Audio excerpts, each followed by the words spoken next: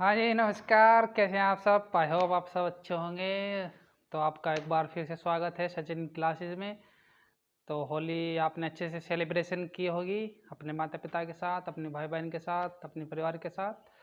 तो चलिए अब आगे से पढ़ाई शुरू करते हैं। 2-3 दिन से क्लास नहीं हो पाई थी, माता जी की तबीयत थोड़ी ठीक नहीं थी।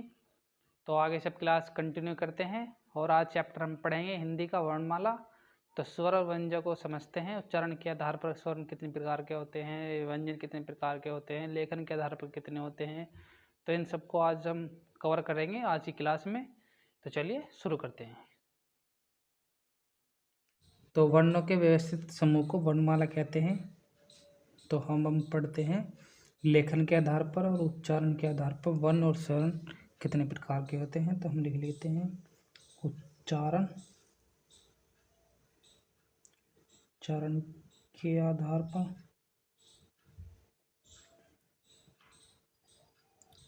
लेखन के आधार पर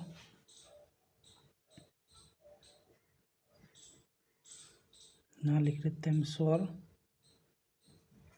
यहाँ लिख लेते हैं व्यंजक और इनका टोटल। तो उच्चारण के आधार पर स्वर कितने प्रकार के होते हैं और लेखन के आधार पर कितने होते हैं। ठीक है, उच्चारण के आधार पर स्वर 10 प्रकार के होते हैं, व्यंजक 35, तो टोटल 45। लेकिन लेखन के आधार पर स्वर 13 होते हैं, व्यंजक 35 + 4 52। ये जो 4 है ये और ऐड होते हैं संयुक्त व्यंजक। लेखन के आधार पर संयुक्त व्यंजक कौन कौन से होते हैं इसकी हम अभी थोड़ी देर में बात करेंगे। ठीक है, ये हो गए। तो स्वर के आधार पर क्या व्यंजक कौन कौन से होते हैं स्वर। तो एक बार स्वर को हम लिख लेते हैं कि स्वर कौन कौन से होते हैं। स्वर 13 होते हैं, जिस लेखन के आधार पर लिख लेते हैं एपेना और आपेना। अब काउंट करिए 1 2 3 4 5 6 7 8 9 10 11 12 30। लेखन के आधार पर कितने हो गए 30। इसको हम बोलते हैं जिसके ऊपर बिंदी लगी रहती है ना, ये इसको बोलते हैं अनुस्वर। और जिसके बाद में 2 बिंदी होती हैं ये दोनों लग रही ना, इसको हम बोलते हैं विसर्ग। तो अनुस्वर, विसर्ग और ऋषि अगर इन्हें हटा देते हैं तो कितने बचते हैं, 13 में से 3 गए 10। तो उच्चारण के आधार पर स्वर कितने होते हैं 10। ठीक है, अब हम व्यंजक की बात कर लेते हैं। व्यंजक का जो वर्गीकरण है 5 वर्गों में किया जाता है। ये इसके 5 वर्ग होते हैं। कौन कौन से, क्या वर्ग, च वर्ग, ट वर्ग, प वर्ग, त वर्ग। इनमें कौन कौन से व्यंजक आते हैं उसे लिख लेते हैं एक बार। क्या वर्ग में क, द और न, ये हो गए व्यंजक प्रत्येक वर्ग के। तो आगे हम आपको क्वेश्चन जो पूछता है वो कैसे पूछता है कि वो पूछेगा कि जय वर्ग जो है कौन से व्यंजक है, कंठ्य है, तालव्य है, मूर्धन्य है, ओष्ठ्य है। तो हमें याद कैसे करना है, क्या वर्ग के जितने भी व्यंजक लिख रहे हैं 5, ये होते हैं कंठ्य व्यंजक जो कंठ से बोले जाते हैं। तो ये कंठ्य व्यंजक। च वर्ग के जितने भी होते हैं ये होते हैं तालव्य व्यंजक, तालव्य व्यंजक। ठ वर्ग के मूर्धन्य व्यंजक,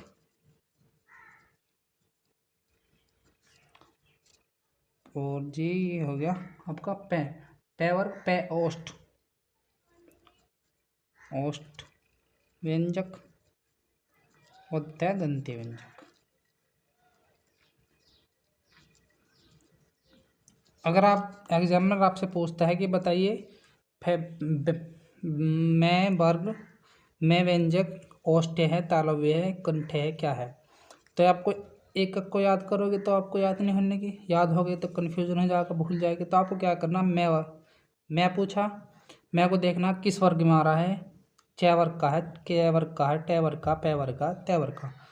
तो हमने देखा मैं प वर्ग का आता है, तो प वर्ग वाले जितने भी सब कौन से होते हैं ओष्ठ व्यंजक। तो मैं भी क्या हो गया ओष्ठ व्यंजक। ठीक है, अब हम इनमें बात कर लेते हैं। अंतःस्थ व्यंजक कौन कौन से होते हैं? तो अंतःस्थ व्यंजक ये होते हैं य, रे, ले और वे। ठीक है, एक होता है इनमें उष्ण व्यंजक। उष्ण व्यंजक कौन कौन से होते हैं? तो सारे से और है, सारे से, बड़ा से, षटकोण वाला से और ये वाला से और है। ठीक है, ये याद करने की ट्रिक है, सारे से और हैं। और एक होता है इनमें संयुक्त व्यंजक, ये वाला, ये तो चार जुड़ते हैं संयुक्त व्यंजक। तो ये कौन कौन से होते हैं इन्हें देख लेते हैं अब हम। संयुक्त व्यंजक क्षत्रिय, तय, त्रिशूल, ये और ज्ञानी। ठीक है, ये चार होते हैं संयुक्त व्यंजक। एग्जामिनर इनमें से पूछता है कि 6 जो है वो किस किस व्यंजक से बनकर बना है। तो इसको हम यहाँ पे समझ लेते हैं। ये त्रिशूल, श्रेय और ज्ञानी, ये किस किस से मिलकर बने हैं। ये मैं आपको आज पढ़ा रहा हूँ टॉपिक, इसमें से आप कोई सा भी एग्जाम में उठा के देख लीजिए। सुपर टेट का, यूपी टेट का, DSSB का, KVS का, UPSI का, कांस्टेबल का, रेलवे का, NTPC का, हर हिंदी के एक ना एक सवाल आपको एग्जाम में इसमें से ही मिलेगा, जो पूछता है कि कौन सा व्यंजक है, घोष है, घोस्त है, जो मैं ये टॉपिक आपको पढ़ा रहा हूँ। तो इसे देख लेते हैं पहले। ये बनता है कै प्लस से मिलकर। एग्जाम क्या पूछ लेता बताओ, ये 6 किससे मिलकर बना है? वो आपको 2-3 वो दे देगा एग्जाम्पल कि इन से मिलकर बना है। तो आपको याद रखना खे से, टे से, तो ये आपको याद रखना कै और से मिलकर बना है। ठीक है, त्रिशूल तैर से, श्रेय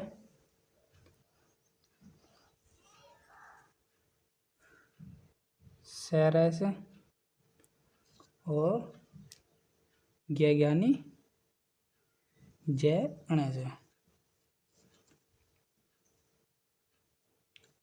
इसमें आपको एक चीज़ और याद है, नहीं शुरू के जितने भी है ना, इनके सबसे नीचे डंडा है। ठीक है, आपको एग्जाम में डंडा ना देगा, किसी में ऐसे पूछ लेगा ये है, तो आपको ये भी याद रखना नीचे चिन्ह लगा है, ये सब में है और ये इनसे मिलकर बना है। आई होप आप सब इन्हें अच्छे से समझोगे। हाँ, एक चीज़ और रहेगी, इसमें जो डै के नीचे बिंदी है और ठै के नीचे बिंदी है ना, ठै के नीचे बिंदी और डै के नीचे बिंदी, इन दोनों को द्विगुण व्यंजक कहते हैं। द्विगुण व्यंजक। ठीक है, एग्जाम में पूछ सकता है द्विगुण व्यंजक कौन से हैं, तो ठै ये दोनों को बोलते हैं द्विगुण व्यंजक। आज की क्लास यहीं समाप्त करते हैं। आई होप आप सब अच्छे से समझे होंगे।